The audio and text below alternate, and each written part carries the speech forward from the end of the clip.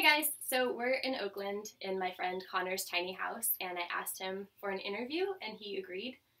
So we're just going to talk a bit about your tiny house today. When did you make this tiny house? I built this house, I want to say 3 years ago. I started it in August, and then it took until, I think we had like our housewarming party in October, Okay. and it was a Day of the Dead party. I remember that.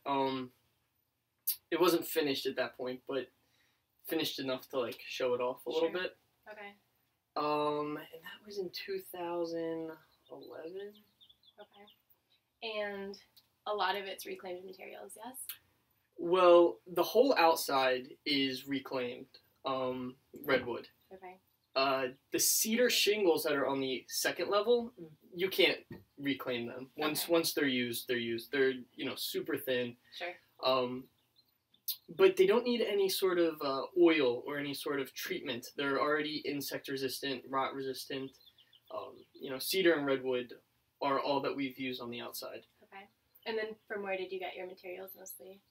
Well, Habitat for Humanity has a store just south of Oakland in San Leandro called the Restore. That's where we got all the windows and the door, and some other building materials we got there. We went to Urban Ore quite a bit. Their prices they're just making prices up. Sure. I have an ex-boyfriend who works at Urban Ore. So, everybody does. Where should people go who don't necessarily live in the Bay Area? Like, a lot of people aren't from California. Do you have recommendations of types of places? Well, okay, I don't know. I know that in California, where we live, just right over the border in Berkeley, there's a place called the Transfer Station. Mm-hmm. And that's where all the garbage gets brought, but also all of the contractors with their construction debris gets brought there, and that's put in a whole separate pile.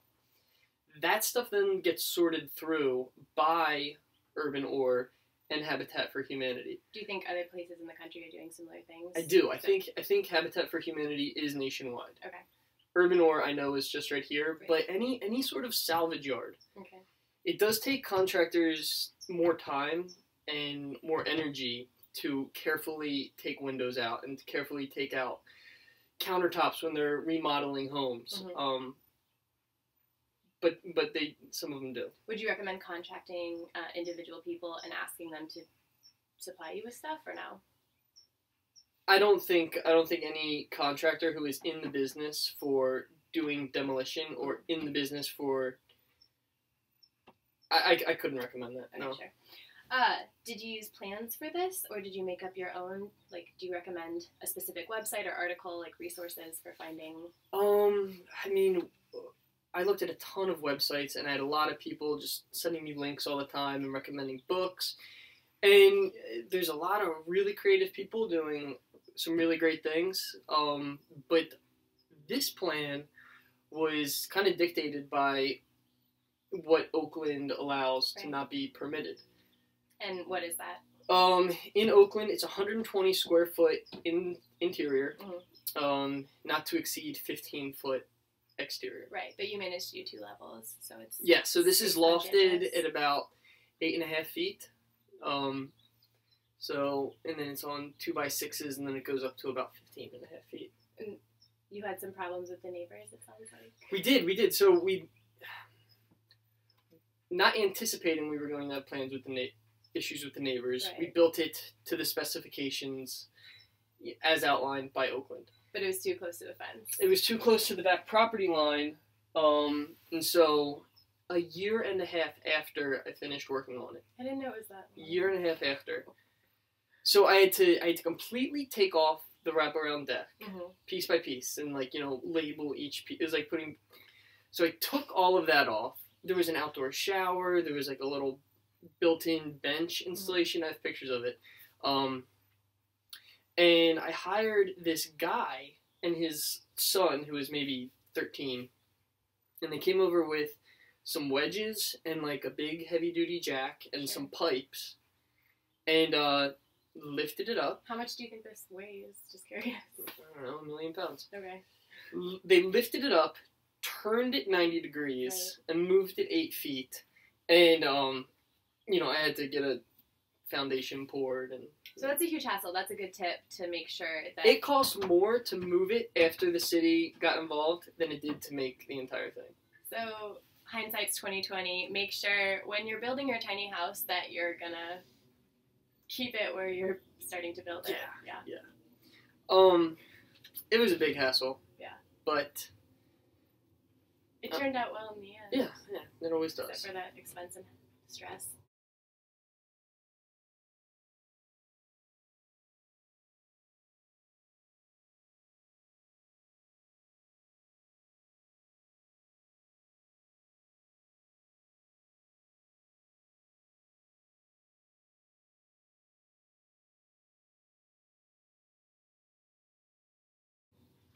Okay, so I wanted to ask what your background building and construction is. Do you think anybody could do this, or did you have like a really... No. When I built this, I had the only thing I'd ever built before is that coffee table you're looking at. And that's out of an old pallet. And I didn't have the right tools. I mean, I didn't... So you joked that you didn't know what you were doing, and that's correct. I really didn't know what I was doing. Okay. But I watched a lot of YouTube videos. Mm-hmm. So at first I wrote, typed in how to frame a floor. Right. I framed the floor and I'm standing on it. I'm like, all right, I'm a sixth of the way there pretty much. And then how to frame a wall, how to, frame for your windows. And it's not rocket science. You do need to do your research. Right. But it's piece by piece. That's inspiring, though, because you don't need a formal education. You can go out and be self-taught and create something like sustainable. I mean... Yeah. It's, and in terms of, you mentioned sustainable, so we got all of the exterior is reclaimed. Yeah, well, except for the cedar. Whatever. All the furniture in here is reclaimed as well. Mm-hmm. All the paint is VOC free, so no volatile organic compounds. The insulation, instead of using, they don't use asbestos anymore.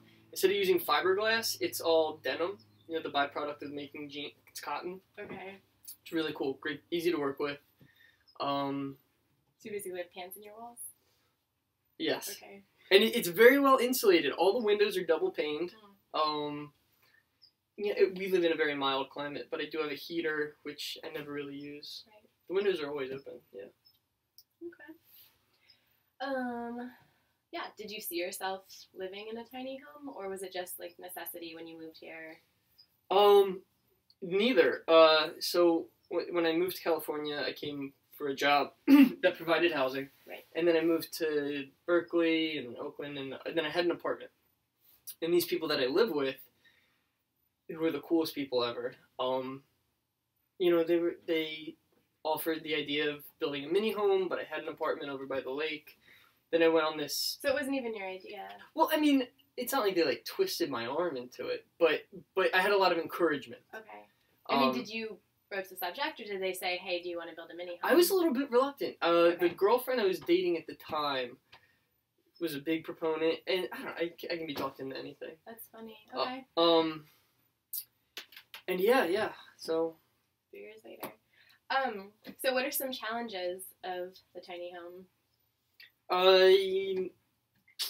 Since we were using all reclaimed doors and windows, that kind of dictated everything, because we couldn't just frame a wall and then be like, all right, so I need a window that's 16 3/8 Right. by.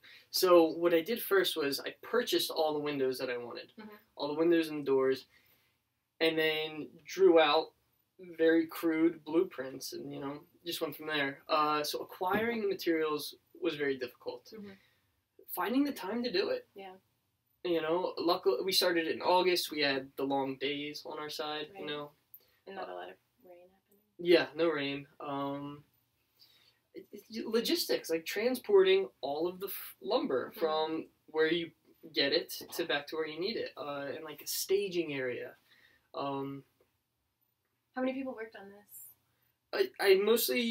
I had it was me, this girl I was dating at the time for a little bit. Yes. She helped. My buddy Michael helped. When they could. Mm-hmm. We had a few people come through, and Okay. yeah, everybody was excited. Wanted But to. for the most part, were you just out here by yourself? Yeah, for the most part. That's not actually what I had meant, though. What are some challenges of living now that it's done?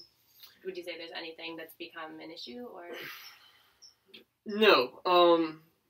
I mean, now that we had to go through the whole rigmarole of getting it permitted, if it was an extra 4 feet out that way, that'd be great. Mm-hmm.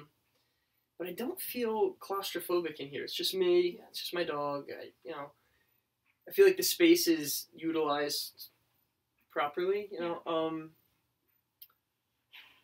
it looks It'd be nice to have like a toilet. Yeah. I don't mind, but like if people are over. Sure. So that's an issue. You do have electricity, and you get Wi-Fi out here. Yes. And you have a bit of kitchen appliance stuff. All but the you don't accoutrements you would need. have no water. We do have running water out here because, as I mentioned before, there used to be Shower. a shower and everything. So I dug a trench out through the yard, and it is out here. The tentative plan is to make a whole outdoor kitchen area back here. Okay. And also, I don't know if you're familiar with the concept of these barrel saunas. Mm-mm. Look it up. They're awesome. The homeowner inside really wants to put one back here. Sure. So we would extend the deck around. Barrel sauna. Yes. Water is running out here, but Not within the. not currently. Okay. So I think a lot of people would find that.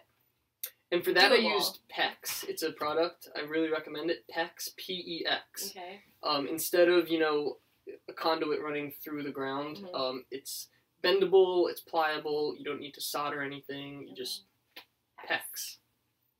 Okay. Yeah.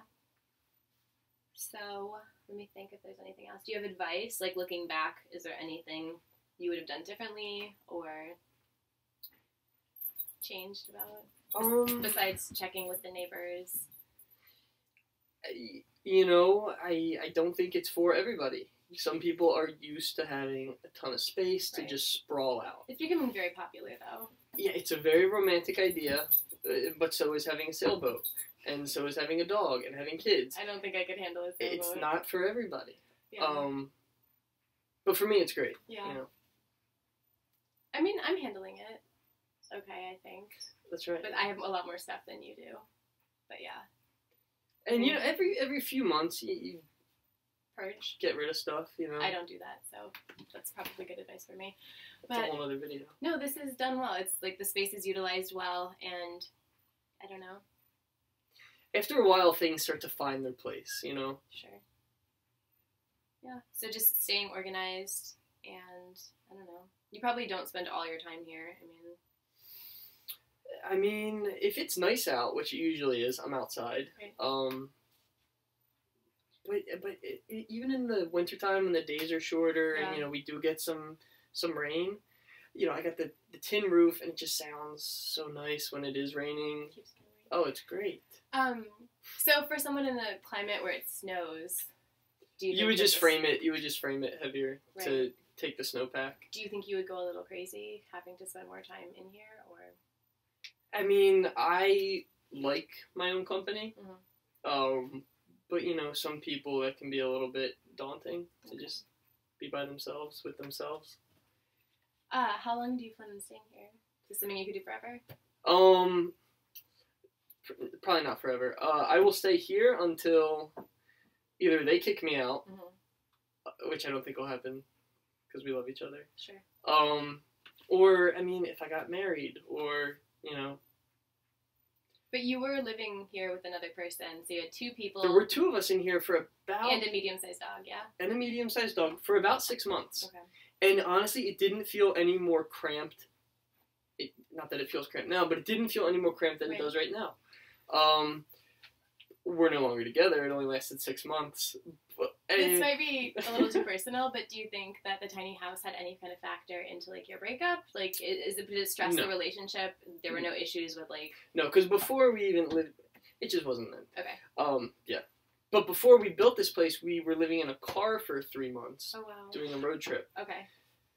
So it might have been the accumulation of all 9 months. It's a lot of time together. It's a lot of time. Okay, so I can see this driving me crazy if I were here with somebody else, but it is a good space.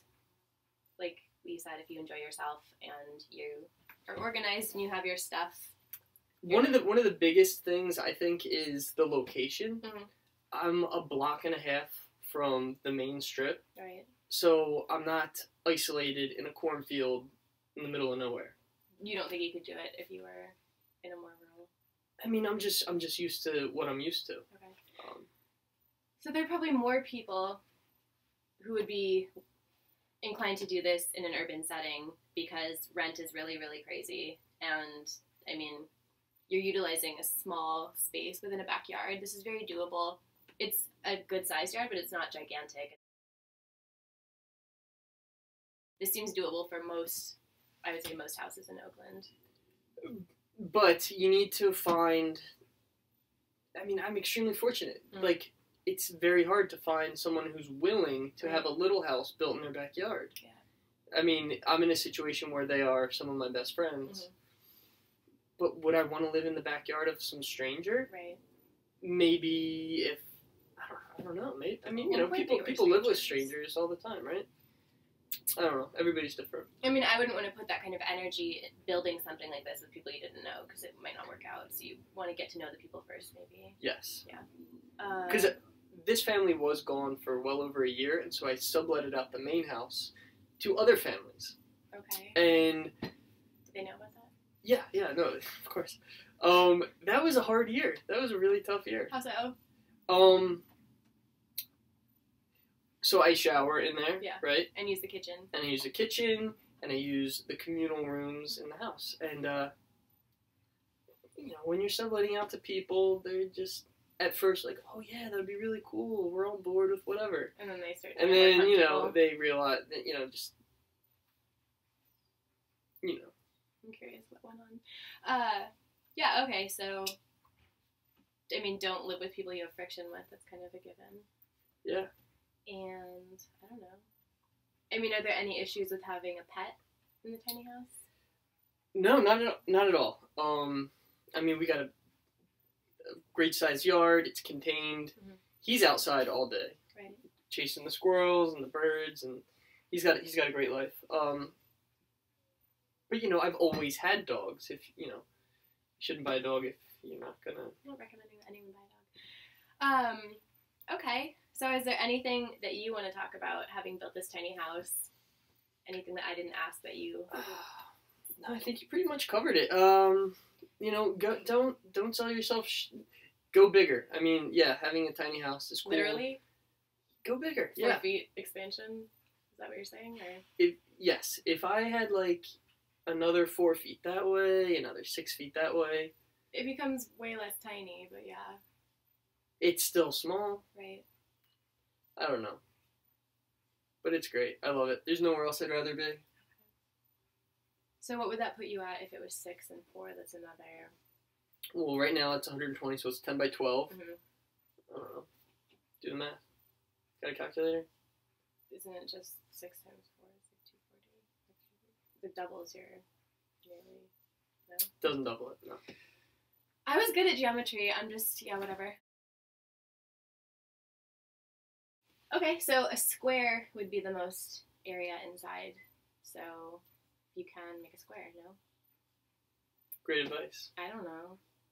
Maybe not aesthetically the best, but isn't that true? I'm more of like a rectangle. Okay. What about the kitchen? And so it's a rectangle right now, and we have the roof slanting Mhm. at there's a 6-inch drop. Sure. The standard is you want to drop it a 1/4 inch for every linear foot so that the water has somewhere to go. Sure. So it gives it kind of like a Rocco's Modern Life kind of look to it. No one's Is gonna that a get thing? that reference. Yeah, so if anybody liked Nickelodeon in the 90s, that's a gift for you. I don't know, what are the main staples that you would recommend? I see you have a toaster oven, a crock pot. Toaster oven, crock pot, coffee maker, Mm-hmm. vase, piggy bank. Okay. Are there any things Table. that would greatly improve your quality of life, if you had the water? And then, is there anything else? I mean, I got running water 100 feet away. Mhm. The refrigerator was huge. Yeah. That's great. Yeah, I don't have a fridge.